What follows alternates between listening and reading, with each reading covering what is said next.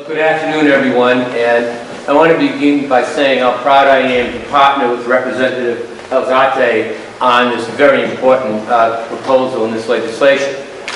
You heard a few minutes ago that this is about revenue, but it's really about so much more.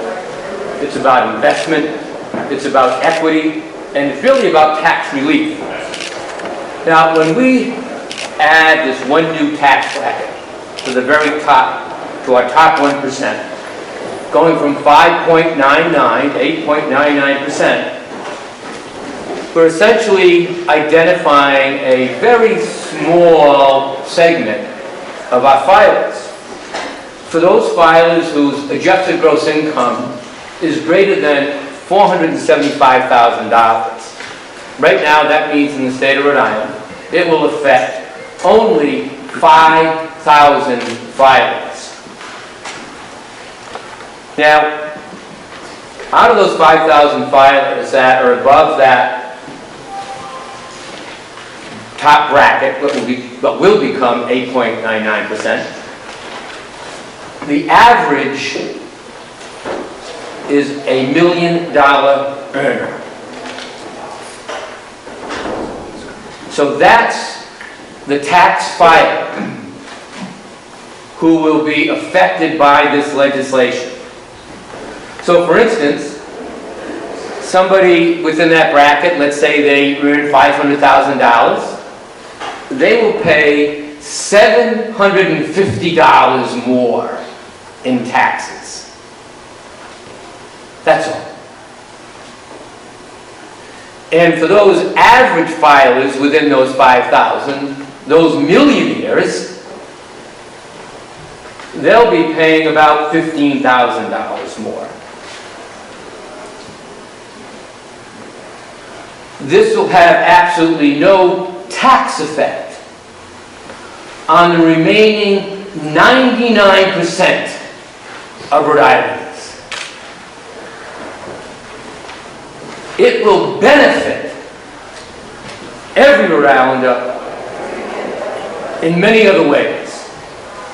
Why? Because as you just learned, it will generate over $128 million in new revenue for Rhode Island.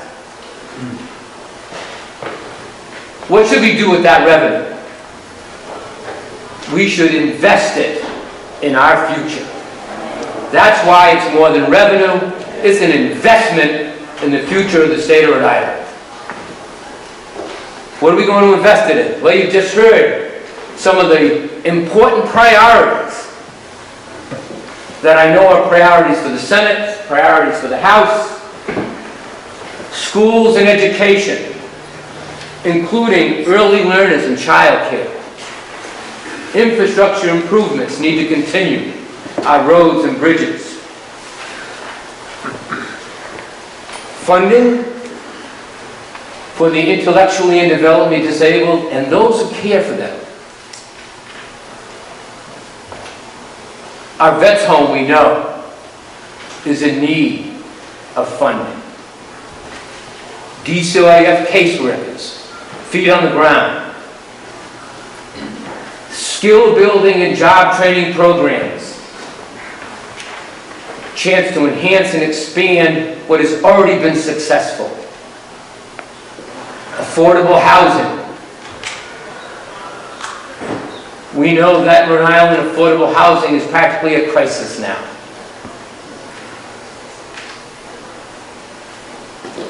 You know, let's not forget funding for higher education too. Because although it may not directly help reduce student debt, if we can do something to keep those tuitions down, we can affect that too. I said it's also tax relief. We have a proposal to raise one bracket from top 1%, from 5.99 to 8.99%. Why is that tax relief? Well, it's tax relief because it means that for Rhode Island's working families, it will be a fairer allocation of the tax burden throughout the state of Rhode Island. And by bringing that equity to our tax structure, we bring tax relief to 99% of the taxpayers in the state of Rhode Island. That's equity. And that equity means efficiency. It really corrects an extremely regressive tax structure.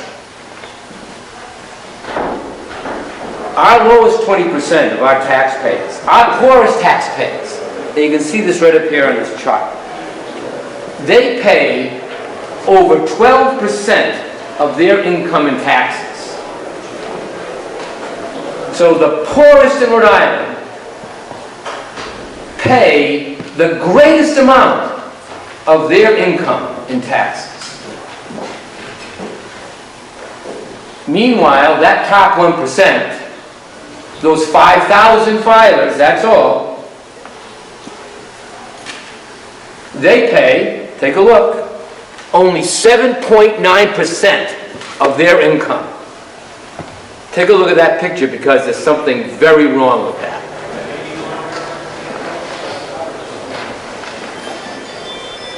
Now, under this proposal, all that's going to happen is this group right here, this top 1%, those 5,000 filers, will now pay a mere 9.3% of their income. That's all.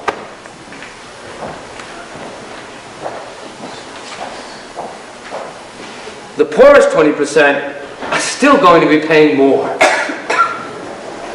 But what it does mean is those 5,000 filers will at least be paying an amount equal to the other 79% of taxpayers in the state. About 9%, in that 9% area. That's all that does.